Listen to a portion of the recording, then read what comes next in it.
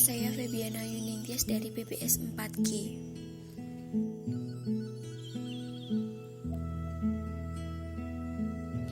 Di sini saya akan menjelaskan dampak corona terhadap kebijakan fiskal di Indonesia.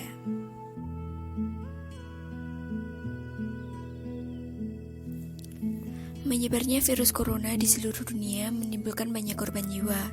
Hingga saat ini di Indonesia sendiri sudah lebih dari 3.000 orang yang terinfeksi dan lebih dari 300 orang yang meninggal akibat terkena virus ini. Selain itu, virus ini juga menimbulkan dampak di berbagai sektor seperti perekonomian dan juga bisnis. Lalu apa sih dampak dari adanya virus corona terhadap kebijakan fiskal di Indonesia? Dampak virus corona terhadap kebijakan fiskal di Indonesia: yang pertama, penurunan pendapatan pemerintah; yang kedua, kenaikan biaya produksi; yang ketiga, penurunan permintaan; yang keempat, melemahnya nilai tukar rupiah; yang kelima, indeks bursa saham yang terperosok. Lalu, kebijakan fiskal apa saja yang terdampak besar akibat virus corona? Yang pertama adalah perpajakan. Perpajakan sendiri adalah penerimaan terbesar pemerintah. Di saat kondisi ekonomi yang tidak stabil akibat virus corona, pemerintah membuat kebijakan berupa pembebasan pungutan pajak. Hal itu mengakibatkan penerimaan pemerintah dari sektor perpajakan mengalami penurunan.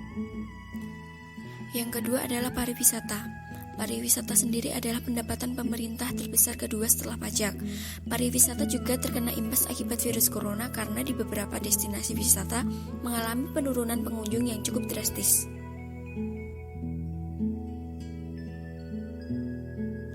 Yang ketiga adalah kesehatan. Pemerintah mengeluarkan anggaran yang cukup besar untuk menangani penyebaran virus corona. Hal itu dikarenakan biaya pengobatannya ditanggung oleh pemerintah daerah dan pusat. Tidak hanya itu, pemerintah juga mengeluarkan anggaran untuk membeli alat kesehatan, intensif tenaga medis, dan santunan kematian bagi tenaga kesehatan. Lalu, bagaimana mengatasi dampak corona terhadap kebijakan fiskal di Indonesia? Yang pertama, menggunakan instrumen kebijakan untuk mengembalikan pertumbuhan global, menjaga stabilitas pasar, dan memperkuat daya tahan negara. Yang kedua, melindungi pekerja dan dunia usaha. Yang ketiga, memitigasi risiko utang di negara berpendapatan rendah. Yang keempat, memberi perlindungan sosial untuk masyarakat yang rentan terdampak.